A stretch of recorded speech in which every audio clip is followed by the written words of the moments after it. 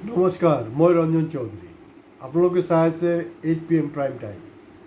আমি ইউটিউবতো আছোঁৱেই, গতিকে আপোনালোকে মেক্সিমামৰ পৰা মেক্সিমাম ছাবস্ক্ৰাইব কৰিব। আকৌ আমি ক্লেইম কৰিছোঁ, আজি 13 এপ্ৰিল দিনাখন আমি যোনটো বিষয়ত ডিছকাছ কৰিছোঁ, অসমৰ কোনো চেনেলে সেইটো ডিছকাছ কৰাই নাই, কাৰণ সেইবিলাক লৈ তেওঁলোকে চিন্তাই নকৰে, তেওঁলোক বেলেগ জগতত আছে দেই। আমি ফেচবুকতো উপলব্ধ, গতিকে আপোনালোকে ফেচবুকতো চাব, কিন্তু আমি বিচাৰিম যে আপোনালোকে আমাৰ ইউটিউব চেনেলখনো কিন্তু ছাবস্ক্ৰাইব কৰিব। ফেচবুকতো এনজয় কৰক, আমি ফেচবুক ইউটিউব দুটাতে আছোঁ। বেচিকেলি আমাৰ ভিডিঅ' প্ৰিপেয়াৰ কৰি থাকোঁ আমি ইউটিউবৰ কাৰণে। চ' ইয়ৰ ছাবস্ক্ৰিপশ্যনটো আমাৰ কাৰণে খুব জৰুৰী হয়। 13 এপ্ৰিলৰ লগতেতো একদম গম পাইছে আৰু বিহু এটা লাগিছে আৰু ৰঙালী বিহুৰ বতাহ, এইটো লৈ আৰু ব্যাখ্যা দিবলৈ নাই।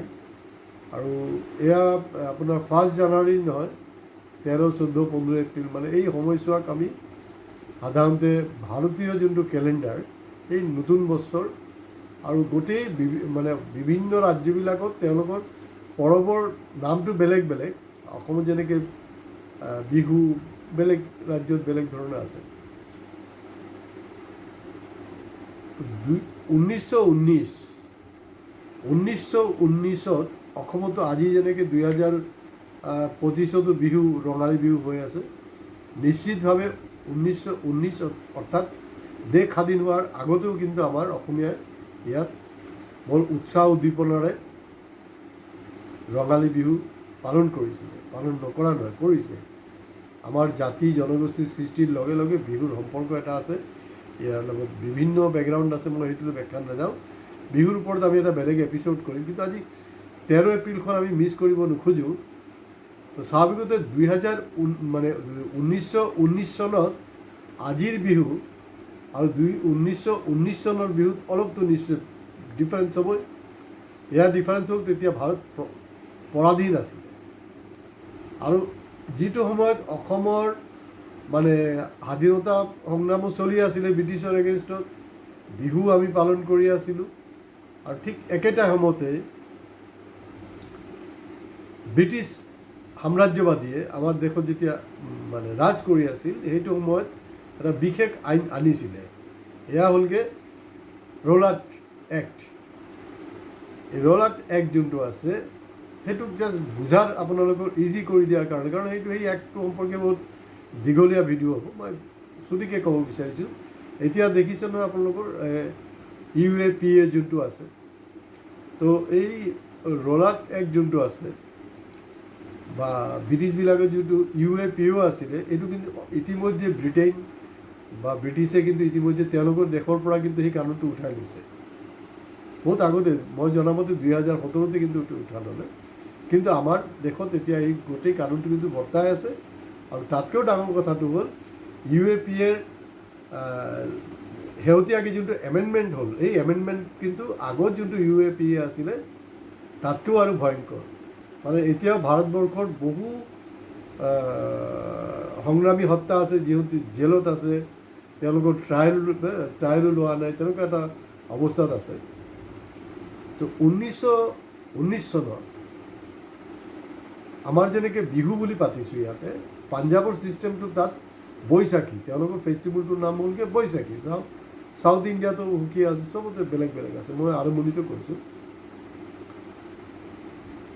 এই জালিয়ানাবাগৰ যে হত্যাকাণ্ডটো নিশ্চয় শুনিছে, এইবিলাক পাহৰি যোৱাটো ঠিক নহয়।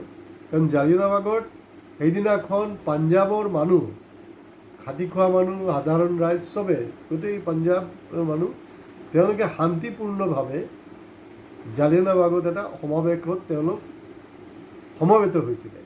আৰু তেওঁৰ মূল উদ্দেশ্যটো আছিল, এইটো এটা বহুত পিচফুল এটা ৰেলী আছিলে, কোনো ধৰণৰ উগ্ৰতা নাছিলে। আৰু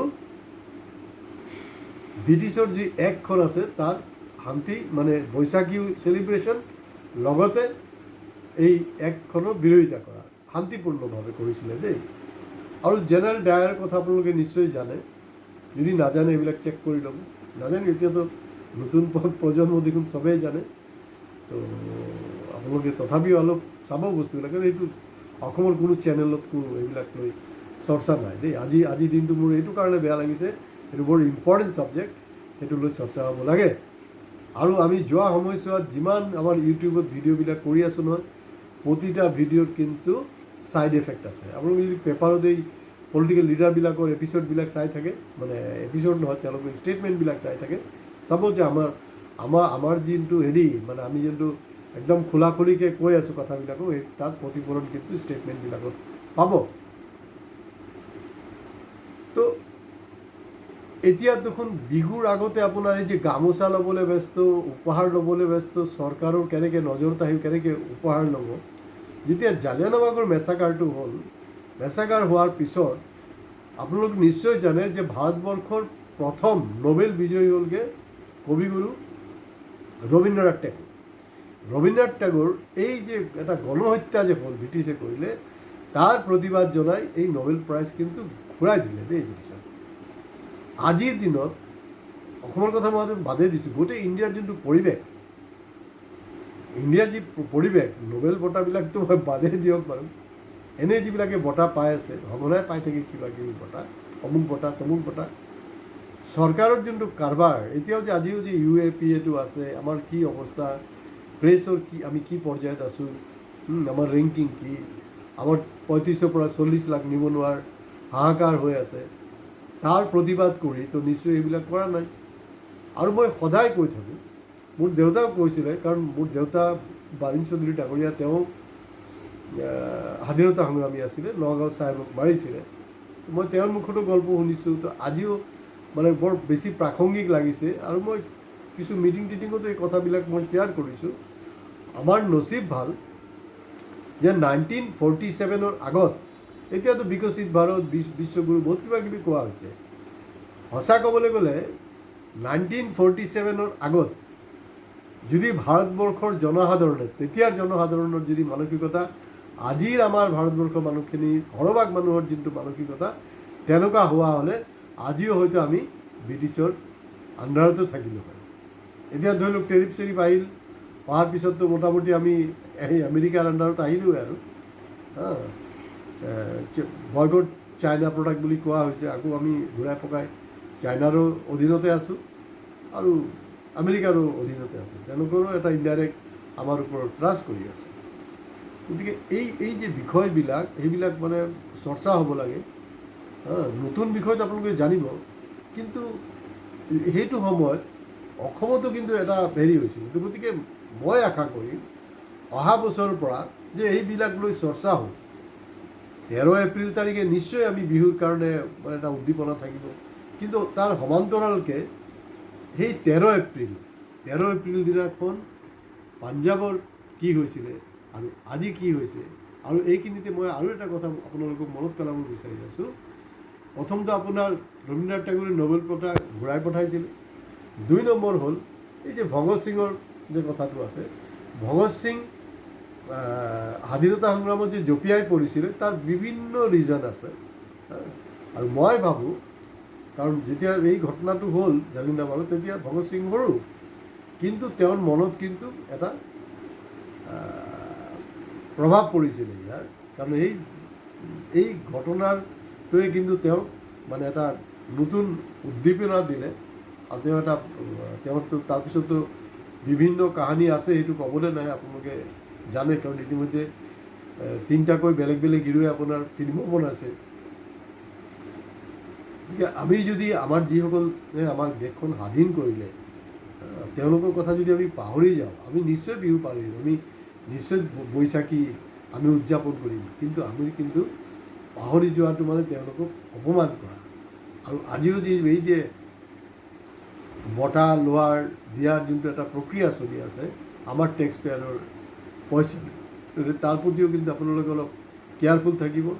চৰকাৰৰ জনবিৰোধী যিমান নীতি আছে, যিমান কাৰবাৰ আছে, যেতিয়াই ঘটনাবিলাক হৈ আছে, দৈনন্দিন ঘটনাবিলাক হৈ আছে, গতিকে আপোনালোকৰ বঁটা, যদি ৰবীন্দ্ৰনাথ টেগোৰ তেওঁ নোবেল প্ৰাইজ, গম পাইছে, ইণ্ডিয়াৰ ফাৰ্ষ্ট, তেতিয়াতো ইণ্ডিয়াৰ বিশ্বগুৰুও নাছিল, এতিয়া বোলে বিশ্বগুৰু আকৌ প্ৰথম তেওঁ এইটো ঘূৰাই দিছিলে।